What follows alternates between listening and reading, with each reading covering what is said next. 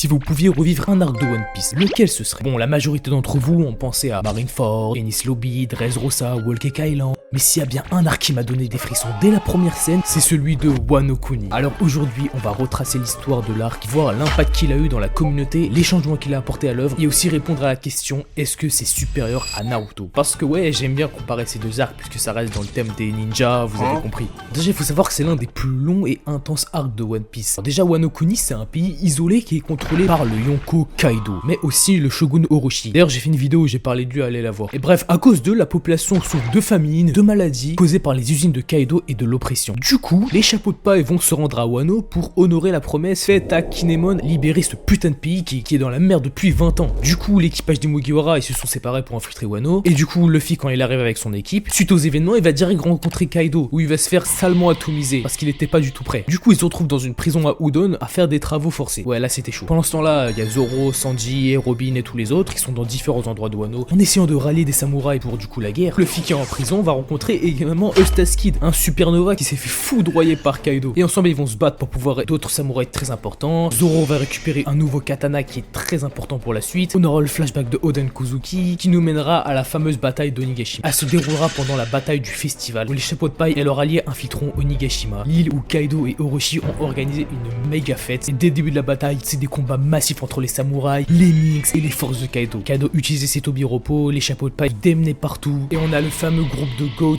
Luffy, Zoro, Kid Lo et Killer qui montent sur le toit pour affronter Kaido et Big Mom. Des moments les plus importants de cette bataille. Et là, comme Luffy a maîtrisé le Ryo, il est enfin capable de battre Kaido. Donc chacun est en train de se battre contre son ennemi. Zoro battra King, Kid et Lo combattra Big Mom et la vaincront. Et c'est là que Luffy sortira enfin son fameux Gear 5 après s'être fait battre 3 fois par Kaido. Et après un duel acharné, Luffy bat enfin Kaido en lui disant qu'il veut juste voir les gens de Wano manger. Et je vous promets qu'à cette scène, j'ai pleuré, j'ai pas pu me retenir. Bref, à la fin, les deux Yonko sont morts. Luffy est officiellement empereur des mers. Les primes des Mugiwara ont grimpé. Et le plus important, Wano est libéré de la misère. Ah ouais aussi, Momonosuke, ce petit, a décidé de se rajouter des années de vie, ce qui a fait qu'il a grandi. Et il est donc maintenant capable de diriger son pays. Voilà l'histoire de cet arc. Bon, j'ai un peu résumé pour pas que ça fasse trop long, mais vous allez voir, on va analyser un peu le tout. L'arc Wano Kuni et sa conclusion spectaculaire avec Onigashima a vraiment eu un impact profond sur la communauté de One Piece, que ce soit au niveau narratif que émotionnellement. Et voici les clés sur cet impact. Je pense que c'était déjà l'arc le plus attendu et riche en contenu. Il était déjà teasé dès l'arc Quenchazard, on en parlait aussi à Dressrosa et à Zo. C'était vraiment annoncé comme un tournant majeur dans la saga. Et puis les attentes, elles étaient immenses. On sentait une montée en puissance des enjeux, des combats mémorables, les révélations sur le siècle B avec le clan Kozuki, l'importance du One Piece et Loftel aussi. On peut parler aussi des moments épiques et émotionnels, la mort tragique d'Oden, son sacrifice, son charisme qui nous a profondément touché, la montée en puissance de Luffy et les duels mythiques à jamais gravés dans notre mémoire. Et puis est-ce que vous avez vu cette mise en avant des personnages secondaires, que ce soit les Mugiwara, les Minks, les Fourreaux Rouges et même des figures comme Yamato, sans parler du côté des méchants, Jack, les Tobiropo, même les pirates de Kaido qui se rebellent, c'était incroyable. Et comme je l'ai dit, ça touche aussi au côté théorie et discussion. Pour les poneglyphes, on en a appris beaucoup plus sur l'identité de Joy Boy, des fruits du démon. Pareil pour Zoro avec son lien avec Wano, ce qui a rendu le personnage encore plus intéressant. Avec ça, on peut dire que la popularité elle a explosé. On peut parler aussi des ventes du manga qui ont atteint un sommet durant cet arc et l'adaptation animée qui était...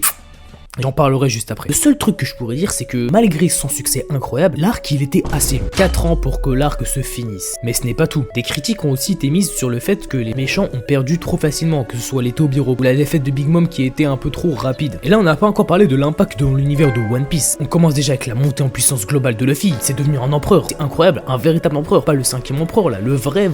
Son Gear 5 qui nous a juste...